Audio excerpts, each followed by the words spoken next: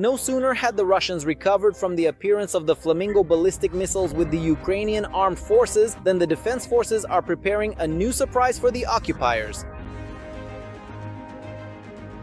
Its range is thousands of kilometers. The payload exceeds 1,000 kilograms. This is an unprecedented weapon, fully ready for use and just waiting for the right moment. The explosives can vary depending on the assigned tasks. Ukrainian engineers chose a rather gentle name for this giant, calling it Marychka. But believe me, after encountering it, all irony instantly disappears. We are interested in the fleet that launches Caliber-type cruise missiles. This is the new underwater drone of the Ukrainian armed forces, which has already passed all tests and demonstrated phenomenal results. There have been talks about it for several years already, but this time the military are not keeping it a secret. They managed to surpass even the initial requirements, which now makes it possible to target even Putin's main pride, the Kerch Bridge. If the Marychka can destroy it by using 3, 4 or 10 drones, and it doesn't cost us hundreds of billions of dollars, then of course, why not? What is the most advanced and one of the most powerful underwater drones in Ukraine capable of? What operations is the military command already preparing for it? And how can the Marychka put an end to Russian missile attacks from the sea? We'll tell you all about it right now in the new episode of Arsenal.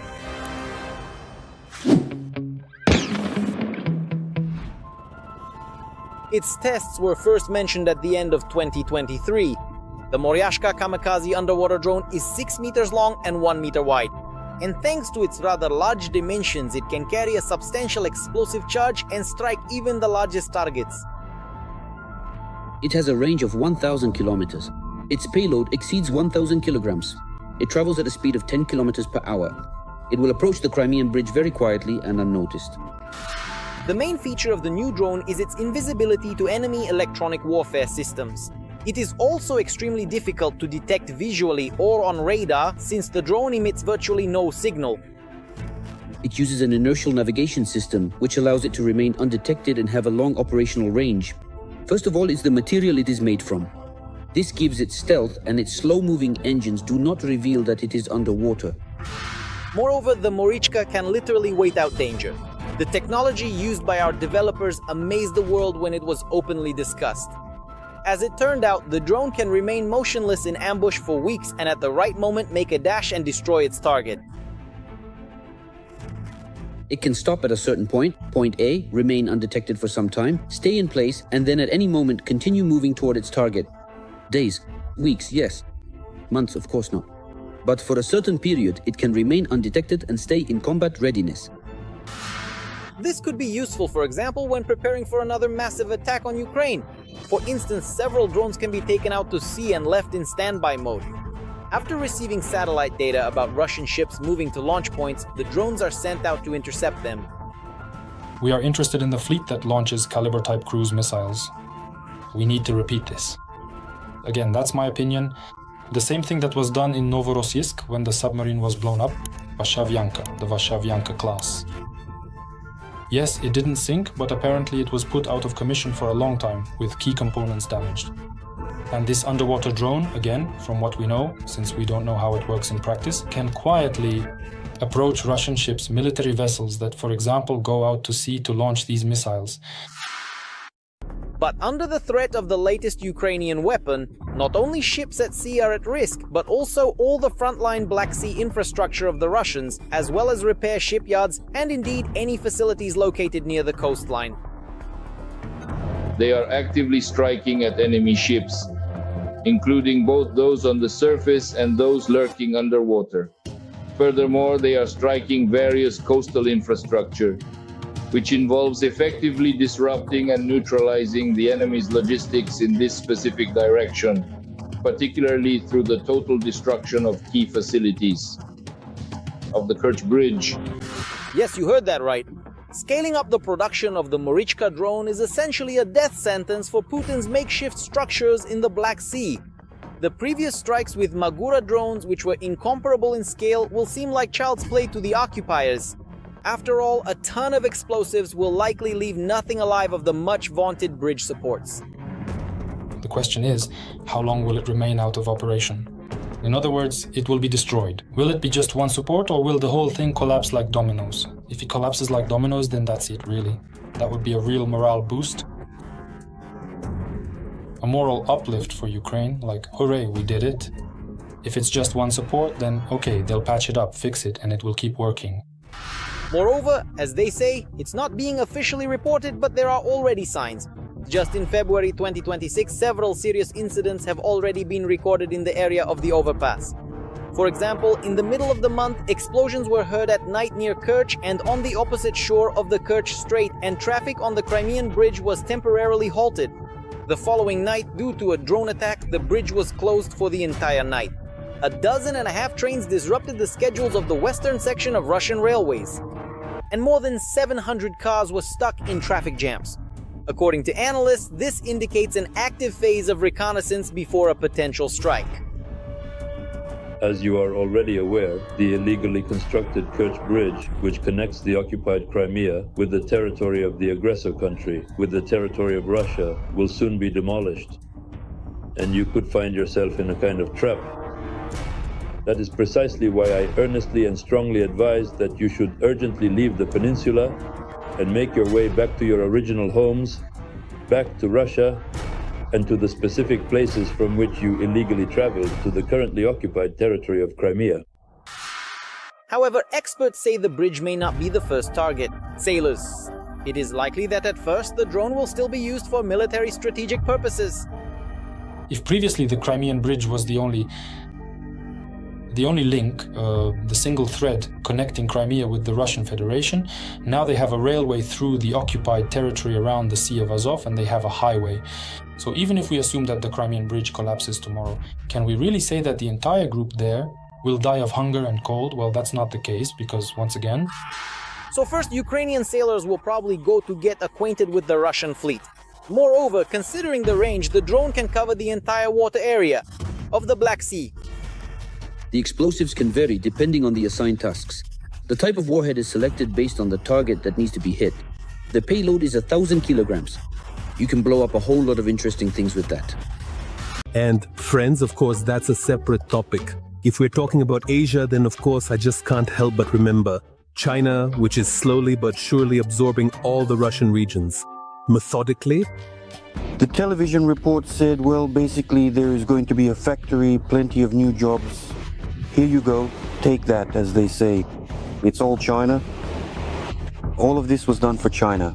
And naturally Turkey as well. Erdogan's position here is clear and understandable. Putin is simply obliged to return all temporarily occupied territories to Ukraine. Crimea is no exception. Our support for the territorial integrity, sovereignty, and independence of Ukraine remains unwavering. The return of Crimea to Ukraine is a requirement of international law. And also, friends, some insane chaos is happening in Russia itself right now. The New Year holidays are over, and Russians have kind of woken up to how much prices have gone up, and they really have gone up. Well, friends, we're starting the new year 2026. What? That's right, Sugar. So my husband went to the store. How much do you think all of this cost? 3,000. Three grand. Did you even see that? Now, even chocolate is being hidden in the region for cases like this because prices have skyrocketed. Already 139 rubles. People are forced to steal. Do you know what the record is here? It's that Putin put a VAT increase from 20% to 22% under the New Year's tree for Russians. And in general, Putin promised that prices wouldn't go up after this. Yeah, right. I was just out shopping for work, and honestly, I was absolutely shocked by the prices. What used to cost before New Year's 250 to 300 rubles, now it's over 500. You know, over there in their swamp of civilization, they have a finance minister named Sivanov, and he says it outright. All Russians, yes, yes, yes, you too, you will be paying for Putin's war against Ukraine. You'll be taking money out of your own pockets to fund the war. We need additional spending on defense and security. Today, this is our country's main priority. And in order to ensure the necessary resources, yes, we are currently adjusting the value-added tax. By the way, Russians, you're probably expecting a salary increase in 2026. Well, you're so naive, forget about it. After all, you're at war with Ukraine. What money? The main thing is to defeat Ukraine. Alexei Chekachev, managing partner of the HR agency A2AMN, shared a story about a factory with 2,000 employees in the Central Federal District. According to him, at the end of the year, the owners of the enterprise announced a freeze on salary indexation due to expensive loans and a spike in prices. Even though the company broke its record for production volume and increased its revenue. According to Chekachev, the model of tactical poverty is also used by one of the retail service chains to pay employees less. The Moscow Times. Listen, don't worry about the money. Russians might not actually die of hunger, but from the cold. The whole city has been freezing for 3 days now. Heating, electricity, and water were shut off back on December 31st. At least we have a pool where we can get water, but everyone else is melting snow. Yeah, it's a real snow apocalypse here. No time for empire building. And yes, people really are melting snow to survive. And the authorities, what about their leadership? They're looking for neo-Nazis. In Ukraine? What a clown.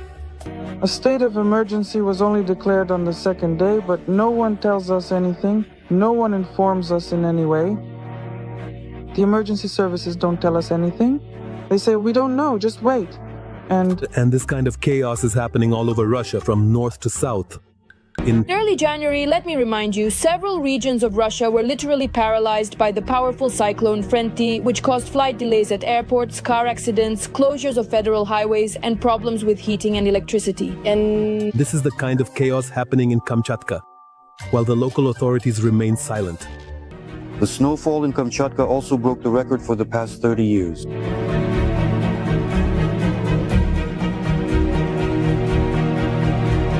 And now this is Moscow, somewhere near the Kremlin. this is a snowfall that Moscow hasn't seen in the middle of winter for the past 56 years. Then the snow falls gently from the sky, slowly covering the landscape in a thick white blanket of frost. And you know what's the main thing about all this? It turns out that when it comes to the snowfall and the cold that hit Russia, do you know who's to blame? That's right, Ukraine. KFU with this nonsense. Some government officials believe that the bad weather and its consequences in southern Russia could be the result of the use of climate weapons. Obviously, such a large amount of precipitation can't just fall all at once for no reason. This was done to divert our resources to deal with the aftermath of the bad weather. It's amazing. In the middle of winter, laughter fell in Russia. What a surprise, that's never happened. Now the mayor of Moscow, Sobyanin, steps in. He says, give us more air defense systems. It's freezing. A cunning plan by Ukraine's forces. I think they've completely lost their minds over there, right? Sergei Semyonovich requested additional air defense systems from the military to protect the capital. They promised to take care of everything. These are very difficult times, but we hope everything will be all right. This was the comment from a source close to the Moscow mayor regarding the situation. And here's some more wild fun in Crimea, as always. The Crimean bridge was closed for the entire night. In Sevastopol, there were massive explosions near the Saki and Belbek airfields. By the way, things are absolutely insane in Crimea right now. The thing is, the few remaining fans of the Russian world who are still on the temporarily occupied peninsula, there aren't many of them, of course. Even they are in shock, because these Russian liberators are creating absolute horror and chaos on the peninsula, just like they did in Donbass. Did we really vote for Russia? Just so that Russia would leave us without any means to survive? Why is the administration setting up our Russia with its actions, making people upset now? Ukraine gave us jobs, but under Russia we've been left without work. The actions they're taking, they're discrediting Russia itself. That's the issue. So it turns out 300 people are left in their old age, some in their old age. Well, just look, there aren't any 20-year-olds or 25-year-olds here. Everyone is between 40 and 60 years old. Where are we supposed to go? Who will hire us at this age? But you know, I want to say that Crimeans still have little to complain about. Just look at what's happening in Russia itself, the most spiritual Russia. This is a lesson in an ordinary school in Murmansk. There's no electricity, and the children are forced to study by flashlight. We did not receive any of them. We're studying by the soft, dim light of a candle. Do you think people are sitting without power and water in the harsh Russian winter because of Ukrainian armed forces' drones? No, all this is happening because their president is Putin. It's that simple. People found themselves on the brink of survival because 5 power line pylons collapsed 7 kilometers from Murmansk. A major accident happened due to improper maintenance. To put it simply, Putin couldn't care less about what happens in the Russian hinterland. For him, the main thing is to liberate Ukraine from some imaginary Nazis, right? This state of utilities management has been around since Soviet times. Wear and tear is at 60, 70, even 80%. In big cities, it's a bit less because money is allocated and invested there. Moscow is a separate region. It gets more funding. Well, of course, more funds go to Moscow. After all, that's where the Kremlin is, that's where Putin sits, and you just sit there in your Murmansk and keep quiet. That's exactly the logic in the Kremlin. But this is far from an isolated incident. For example, in December, there were already several accidents on the heating networks in the Altai region. During repairs, more than 500 apartment buildings were left without heating. The main cause of the emergency is the severe wear and tear of the heating networks. During these days, the air temperature dropped to minus 28 degrees. By the way, the funny thing is that even in Putin's hometown, St. Petersburg, there's a collapse too. In St. Petersburg, electricity went out at night in the Krasnogvardeyski district, and in the Krasnoselsky district, more than 20 buildings were left without heating due to an accident on a worn-out heating network. Some residents also lost hot water while it was below freezing outside. But the most important part is coming up right now. Russians who are watching me, listen to this and draw your own conclusions about whom you chose as president. To avoid such accidents in the housing and utilities sector, about 10 trillion rubles need to be invested in Russian infrastructure. That is exactly how much the Kremlin spent on financing the war in Ukraine in 2025. Yeah, Putin's Russia is a real Mordor, and the worst for the swamps of civilization is only just beginning. That's all for today. Subscribe to the Nazi Bit Ukraine YouTube channel. Take care.